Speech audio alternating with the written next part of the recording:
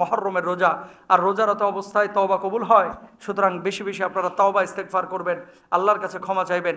যদি প্রশ্ন করেন যে হুজুর আশুরার রাত্রে কোনো নামাজ আছে কিনা, স্পেসিফিক কোনো নামাজ নাই। হুজুর কত রাকাত নামাজ পড়বো 10ই মুহররম রাত্রে, স্পেসিফিক কোনো রাকাতের নামাজ নাই। হুজুর কি কি কাজ করব, স্পেসিফিক যদি বলেন তাহলে রোজা রাখা ছাড়া আপনার কোনো কাজ নাই, আলাদা কোনো কাজ নাই। হুজুর কোন সূরা দিয়ে নামাজ পড়বো, আলাদা কোনো সূরা নাই যে মুহররমের রাত্রে এইভাবে নামাজ আদায় করতে হবে। রোজার কথাই সহিহ সনদে হাদিসের মধ্যে এসেছে। প্রিয় ভাইরা আমার, করণীয় কাজ কি আমরা পেলাম, এবার আসেন বর্জনীয় দিক। মুহররমে আশুরার দিনে আমাদের কিছু ভাইয়েরা আছে পুরন ঢাকা থেকে মিছিল বের করে, তাজিয়া মিছিল, এবং মিছিলটা বাইর করার পরে মাতম পেশ করে, হাই হাসান হাই হুসাইন বলে শিকল দিয়ে ছুরি দিয়ে পিঠে আঘাত করে রক্ত বের করে, এবং এটাকে তারা বলছে বা বলে যে হযরত হুসাইন রাদিয়াল্লাহু তাআলা আনহু শাহাদাতের সময় যেহেতু রক্ত বের হয়েছিল, তাই আমরা শরীরের রক্ত বের করে আমরা তার প্রতি সমবেদনা জ্ঞাপন করছি। সম্পূর্ণ শরিয়া বিরোধী, ইসলাম বিরোধী একটা কাজ। শোনেন, হযরত হুসাইন রাদিয়াল্লাহু তাআলা আনহুর যেমন সম্মান ইজ্জত আছে, আবু বকরের সম্মান আছে না নাই?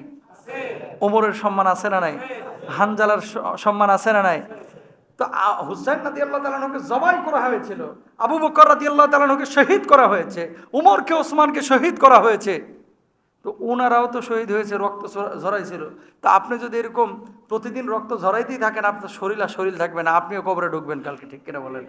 তো প্রিয় ভাইরা আমার, এই যে মাতম করা, হাই হাসান হাই হোসেন বলে পিঠ চাপড়ানো, বুক চাপড়ানো, তারপরে অনেক সময় বাচ্চাদেরকে ছুরি দিয়ে এই যে কপাল কেটে দেওয়া, মাথা কেটে দেওয়া, ইসলাম অনুমোদন করে।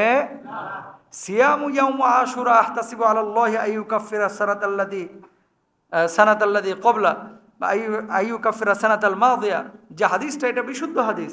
এখন আল্লাহর নবী বলল যে তোমরা রোজা রাখো এই দিনে, আর সারাদিন আপনি ফার্ম গেটে মিছিল করতে গিয়ে খালি শরবত ঢাললেন পেটের ভিতরে, তাহলে নবীজির পক্ষে থাকা হইলো না নবীজির বিপক্ষে থাকা হইলো? বিপক্ষে। নফল রোজা যদিও আল্লাহর নবী বললো যে রোজা রাখো, এখন আপনি যা মিছিলে গেছেন গলা শুকিয়ে গেছে, শরবত দেওয়া হয়, খেয়াল করেন কিন্তু শরবত দেওয়া হয়, তো আপনি শরবত খেয়ে আপনি কি করলেন তাহলে? আসলে আহলে বাইতের প্রতি ভালোবাসা, নবীদের প্রতি ভালোবাসা, নবীজির প্রতি ভালোবাসা, এই ভালোবাসা হবে নিট অ্যান্ড ক্লিন, কোনো স্বার্থের জন্য না। এই ভালোবাসা হবে একমাত্র কার জন্য? আল্লাহর জন্য। আর এই ভালোবাসার নমুনা পেশ করতে হবে, প্রকাশ করতে হবে কি দিয়া? তাদের জীবন আদর্শ নিজের জীবনে গ্রহণ করে। হুসাইন রাদিয়াল্লাহু তাআলা আনহু যেমন আখলাকি ছিলেন, আল্লাহ নবী সাল্লাল্লাহু আলাইহি ওয়াসাল্লাম যে আখলাকের ছিলেন, সাহাবীরা যেমন ছিলেন, সে আখলাক আমাদের মধ্যে নিয়ে আসতে হবে। বিধর্মীদের সাদৃশ্য আমাদেরকে পরিহার করতে হবে। কিছু কিছু সময় কোরআনে নাই, হাদিসে নাই, শরীয়তে নাই, আমার বাপ দাদা করতো এই জন্য আমরা করতেছি। গ্রামগঞ্জে মহরমকে কেন্দ্র করে লাঠি খেলা হয়, উত্তরবঙ্গে যারা আছেন এরা জানেন মহরমকে কেন্দ্র করে কি হয়, রাত্রিবেলায় লাঠি খেলা হয়। কিছু কিছু জায়গায় গান গান গান বাজনা হয় মহরমকে কেন্দ্র করে। কিছু কিছু জায়গায় শুধুমাত্র হয় খিচুড়ি বিতরণ করা হয়।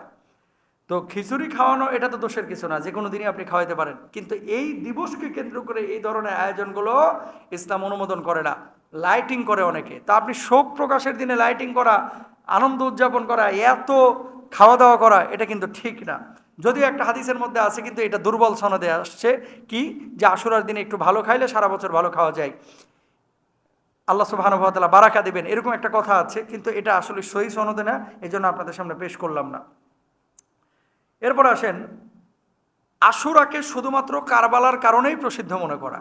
আশুরা কিন্তু শুধু কারবালার কারণে প্রসিদ্ধ না, বরং কারবালার ঘটনা যখন সংঘটিত হয়েছে তারও শত শত বছর আগে থেকেই কিন্তু আশুরার বিষয়টা গুরুত্বপূর্ণ। মুসা আলাইহিস সালাতু ওয়াস সালাম ফেরাউনের থেকে মুক্তি পেয়েছিলেন, সেটা কিন্তু এই আশুরার সময়, এটা স্পষ্টভাবে হাদিসের মধ্যে এসেছে। আব্দুল্লাহ ইবনে আব্বাস রাদিয়াল্লাহু তাআলা আনহু বলেন, রাসূল সাল্লাল্লাহু আলাইহি ওয়াসাল্লাম হিজরত করে মদিনায় এলেন, মদিনা আর ইহুদিদের আশুরার দিন রোজা রাখতে দেখলেন, তাদের এই সম্পর্ক জিজ্ঞেস করলে তারা বলল, এটা সেই দিন যেদিন আল্লাহ মুসা আলাইহিস সালাতু ওয়াস সালাম ও বনী ইসরাইলকে মুক্তি দিয়েছিলেন। তার মানে এই হাদিসটা একটু আগে বলেছি। এছাড়া আশুরাকে কেন্দ্র করে, মুহররমকে কেন্দ্র করে আর কোনো আয়োজন নাই। আর বছরের প্রথম মাস হিসাবে আপনাদেরকে বলবো, নতুন করে নতুন উদ্যমে নতুন করে শুরু করবেন সব কিছু। নামাজটা ঠিকমতো আদায় করা শুরু করবেন, রোজাটা ঠিকমতো আদায় করা শুরু করবেন, নিয়মিত নফল ইবাদতগুলো ঠিকমতো আদায় করা শুরু করবেন, যেহেতু প্রথম মাস। আর